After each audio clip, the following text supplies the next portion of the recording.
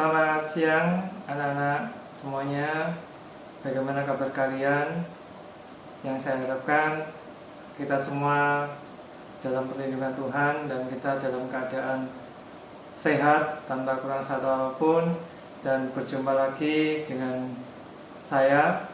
Dan saya akan menyampaikan pelajaran fisika. Dan materi yang saya sampaikan adalah cahaya dan alat optik. Kita akan pelajari terlebih dahulu tentang cahaya, bahwa sifat-sifat cahaya memiliki sifat antara lain dapat merambat lurus, kemudian dapat dipantulkan, dapat dibiaskan, dapat dilenturkan, dapat digabungkan, dapat merambat dalam ruang hampa, dan memiliki kecepatan 300 juta meter per sekon.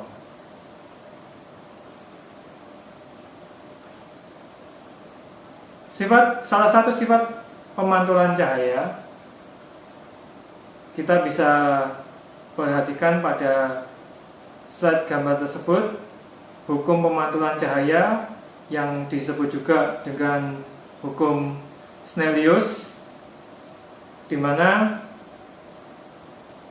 bunyi dari hukum pemantulan yang pertama adalah sinar datang garis normal dan sinar pantul terletak pada satu bidang datar. Yang kedua, sudut datang cahaya yaitu I sama dengan sudut pantul yaitu R, atau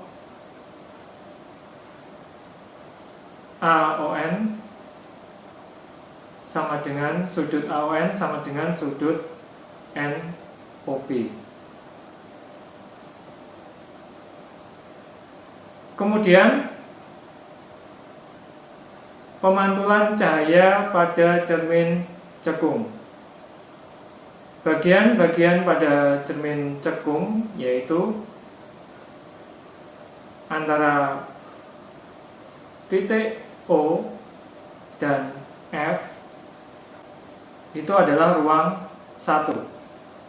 Kemudian titik F dan P itu adalah ruang 2. Titik P sampai tak terhingga sama dengan ruang 3. Titik O ke kanan sampai tak terhingga itu adalah ruang 4. Kemudian SU itu adalah sumbu utama. Lalu P itu adalah titik pusat kelengkungan cermin, sedangkan F itu adalah titik fokus cermin, O titik pusat optik, R adalah jari-jari cermin, sedangkan F kecil adalah jarak titik fokus cermin. Dalam mempelajari cermin cekung, kita juga harus memahami sinar-sinar istimewa pada cermin cekung tersebut. Sinar-sinar istimewa di sini ada 3 sinar istimewa. Yang pertama berbunyi sinar datang sejajar sumbu utama dipantulkan melalui titik fokus. Yang kedua, sinar datang melalui titik fokus dipantulkan sejajar sumbu utama.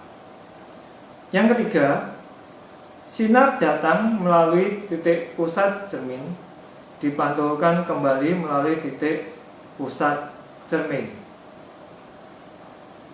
Lalu kita juga bisa lukiskan bayangan pada cermin cekung tersebut. Misalkan benda berada di ruang pertama di depan cermin cekung. Jadi kita juga bisa menggambarkan dengan cara membuat sinar istimewa itu tadi, sehingga membentuk bayangan seperti pada slide ini. Bayangan berada di belakang cermin atau di sebelah kanan cermin, sehingga kalau bayangan berada di sebelah kanan atau di belakang cermin, maka sifat bayangannya adalah maya, tegak, diperbesar, berada di ruangan 4. Lalu misalkan benda berada di ruangan 2 di depan cermin cekung. Kita juga bisa lukiskan sinar istimewa pada gambar ini. Maka terbentuk gambar yang atas bayangannya, dan sifat bayangan yaitu nyata, terbalik, diperbesar, berada di ruangan 3. Kemudian benda berada di ruang 3 di depan cermin cekung. Maka sifat bayangan yaitu nyata, terbalik, diperkecil, bayangan berada di ruang 2.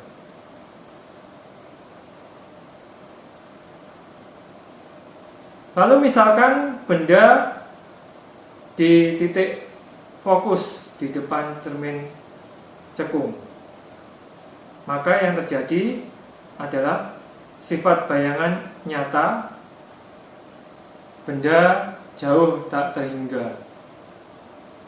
Lalu bagaimana kalau benda berada di titik pusat di depan cermin cekung?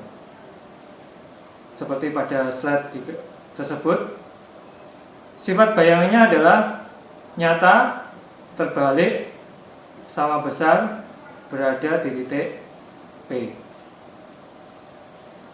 Nah,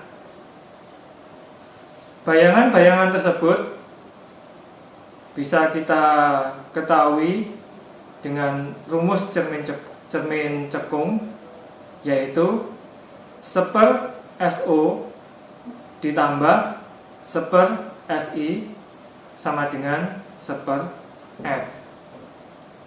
Atau bisa juga 1/SO ditambah 1/SI sama dengan 2/R. Lalu M sama dengan SI per SO sama dengan HI per HO. SO adalah jarak benda, SI jarak bayangan, F jarak fokus cermin cekung, sedangkan R adalah jari-jari cermin cekung. Perlu kita perhatikan juga pada cermin cekung, F dan R itu bernilai negatif.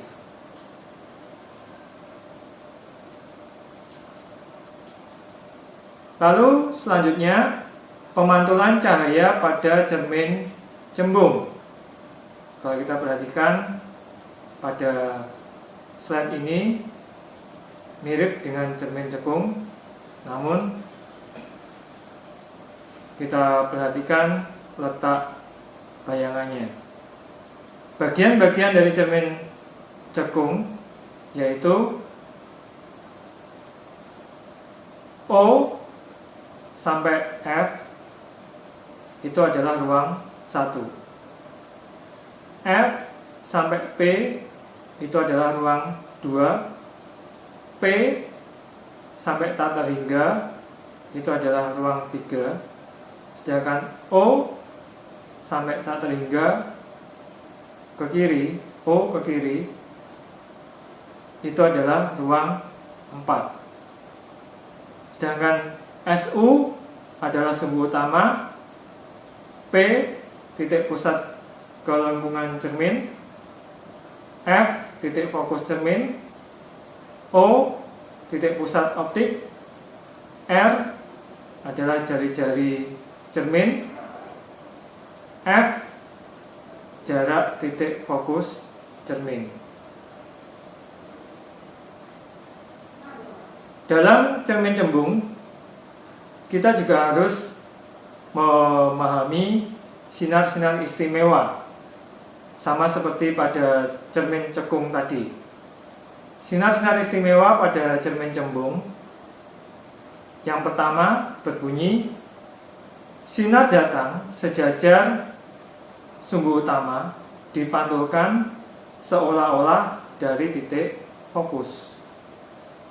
Yang kedua, sinar datang seolah-olah menuju titik fokus dipantulkan sejajar sumbu utama. Yang ketiga, sinar datang menuju titik pusat cermin dipantulkan kembali seolah-olah dari titik pusat cermin tersebut.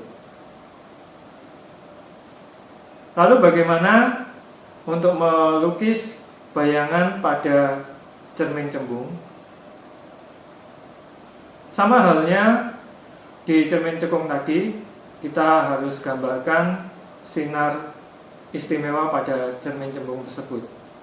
Jadi pada gambar slide ini kita gambarkan sinar-sinar istimewa sehingga membentuk bayangan, dan sifat bayangannya adalah maya, sama tegak, diperkecil, berada di ruang 1. Lalu rumus cermin cembung sama seperti rumus cermin cekung, yaitu 1/SO plus 1/SI sama dengan 1/F. Atau bisa juga SO plus 1/SI sama dengan 2/R. Bisa juga M sama dengan SI per SO sama dengan HI per HO. M ini adalah untuk mencari perbesaran bayangan, baik pada cermin cekung maupun pada cermin cembung. Nah, SO adalah jarak benda, SI jarak bayangan, F jarak fokus cermin cembung, R jari-jari cermin cembung.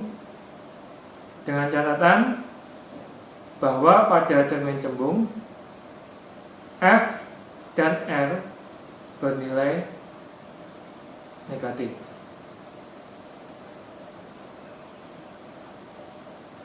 Nah, anak-anak, inilah materi untuk cahaya yang bisa kita pelajari. Semoga bisa dipahami dan bermanfaat untuk semuanya. Dan kita lanjutkan di lain waktu, di kesempatan yang mendatang. Selamat siang, Tuhan memberkati.